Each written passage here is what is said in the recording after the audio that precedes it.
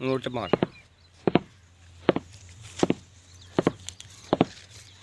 सलामकुम जी।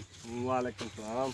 ये सेठ साहब को काम है वे काम ते भाई कोई नहीं हैगा यार को मेहरबानी करो को काम दियो मैंने। अच्छा की तू करेगा यार जेड़ी मर्जी मजदूरी होई मैं कर लांगा।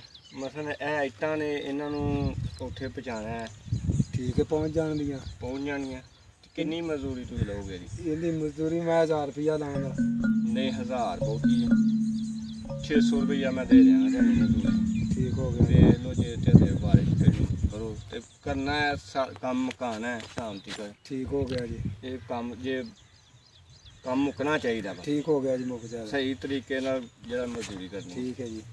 तो वो हाँ आइटा रोड़े वक्को वक करने ने ਕਰਦੇ ਤੇ ਨਾਲੇ ਉਧਰ ਸੁੱਟ ਦੇਣਾ ठीक हो गया जी। आ देखो ये दो ढेरियां ला दियां ਠੀਕ ਹੋ ਗਿਆ ਠੀਕ एक ढेरी इधर ला देना एक इधर ला देना। ਠੀਕ ਹੋ ਗਿਆ ਠੀਕ ਹੋ ਗਿਆ ठीक हो गया जी। ये लो जी।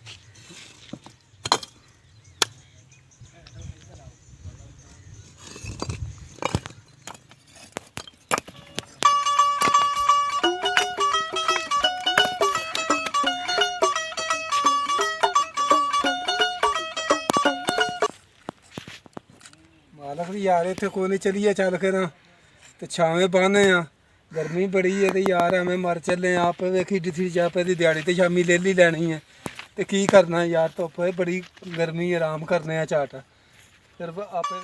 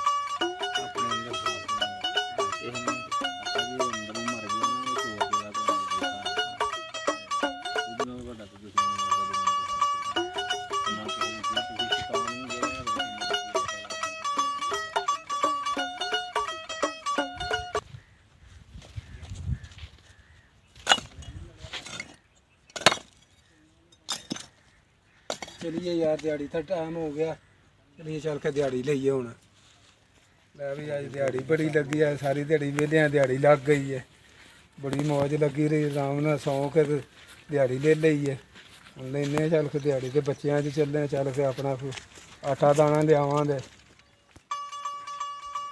अस्सलाम वालेकुम सेठ साहब।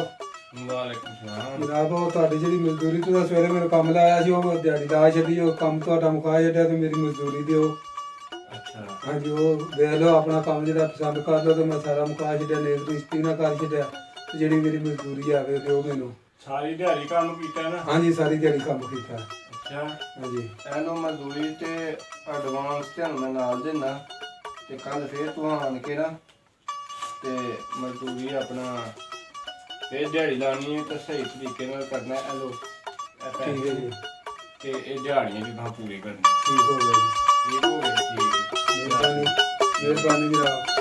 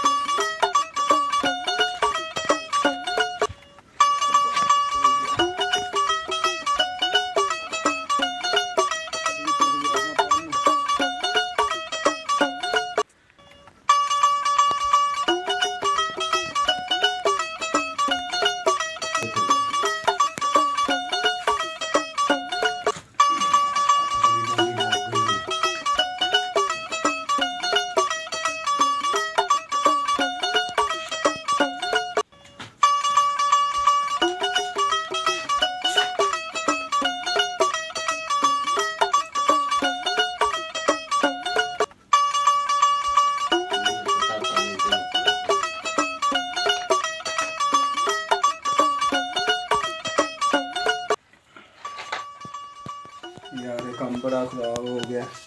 ਮੈਂ ਮਜ਼ਦੂਰੀ ਨਹੀਂ ਸੀ ਸਹੀ ਕੀਤੀ, ਨੇਕ ਨੀਤੀ ਨਾਲ ਆਰਾਮ ਦੀ ਮਜ਼ਦੂਰੀ ਕਮਾਈ ਖਰੇ, ਇਸ ਵਾਸਤੇ ਸੱਟ ਲੱਗ ਗਈ ਹੈ। ਮੈਨੂੰ ਪਤਾ ਕੋਈ ਨਹੀਂ ਸੀ, ਮੈਂ ਤੇ ਅੱਜ ਵਿਹਲੇ ਹੀ ਰਹਿ ਕੇ ਦਿਹਾੜੀ ਕੀਤੀ ਹੈ, ਮਾਲਕ ਦੇ ਨਹੀਂ ਸੀ ਸਹੀ ਕੰਮ ਕੀਤਾ ਤੇ ਸੱਟ ਲੱਗ ਗਈ ਹੈ। ਤੇ ਯਾਰ ਇਹਦਾ ਕੰਮ ਨਾ ਕਰਿਆ ਕਰੋ। ਵੇਖ ਲਓ ਬੇਈਮਾਨੀ ਦੀ ਦਿਹਾੜੀ ਕੀਤੀ ਤੇ ਬਾਂਹ ਤਰੋੜ ਲਈ, ਹੁਣ ਪਤਾ ਨਹੀਂ ਕਿੰਨੇ ਕੁੱਤੇ ਪੈਸੇ ਲੱਗਣੇ ਨੇ, ਮਾੜਾ ਬੰਦਾ ਸੀ ਮੈਂ ਤੇ ਕੰਮ ਬੜਾ ਖਰਾਬ ਮੈਂ ਕੀਤਾ। ਤੇ ਯਾਰ ਮਿਹਰਬਾਨੀ ਕਰਿਆ ਕਰੋ, ਇਹੋ ਜਿਹਾ ਕੰਮ ਨਾ ਕਰਿਆ ਕਰੋ। ਚਲੋ ਮਾਲਕ ਨੂੰ ਅੱਲਾ ਦਿੱਤੇ ਹੁੰਦੇ ਨੇ, ਤੇ ਅਸੀਂ ਜਿਹੜੇ ਆ ਨਾ ਮਜ਼ਦੂਰ ਆ, ਅਕਲ ਹਾਲ ਦੀ ਮਜ਼ਦੂਰੀ ਕਰਨ ਦੀ ਬਜਾਏ ਅਸੀਂ ਆਰਾਮ ਦੀ ਇਕੱਠੀ ਕਰ ਲੈਂਦੇ, ਫਿਰ ਸਾਡੇ ਜਿਹੜੇ ਨੇ ਇੰਝ ਲੱਗ ਜਾਂਦੇ। ਤੇ ਯਾਰ ਮਿਹਰਬਾਨੀ ਕਰਿਆ ਕਰੋ, ਇਹਦਾ ਕੰਮ ਨਾ ਕਰਿਆ ਕਰੋ।